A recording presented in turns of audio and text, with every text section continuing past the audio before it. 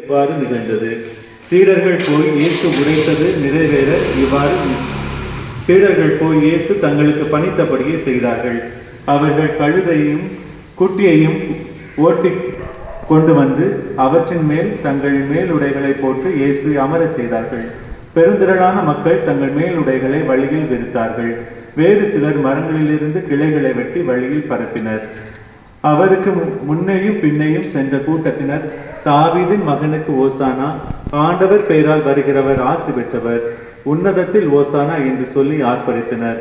அவர் எருசலேமுக்குள் சென்றபோது நகரம் முழுவதும் பரபரப்படைய இவர் யார் என்ற கேள்வி எழுந்தது. அதற்கு கூட்டத்தினர், இவர் இறைவாக்கினர் இயேசு, கலிலேயாவில் உள்ள நாசரேத்தை சேர்ந்தவர் என்று பதிலளித்தனர். ஆண்டவரின் அருள்வாக்கு.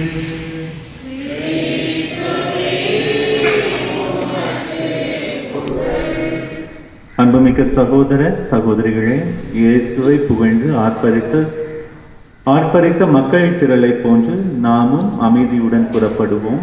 கிறிஸ்துவின் பெயரால் ஆமென். அன்பான சகோதர சகோதரிகளை, திருமலை ஏற்கனவே ஆரம்பித்து விட்டது.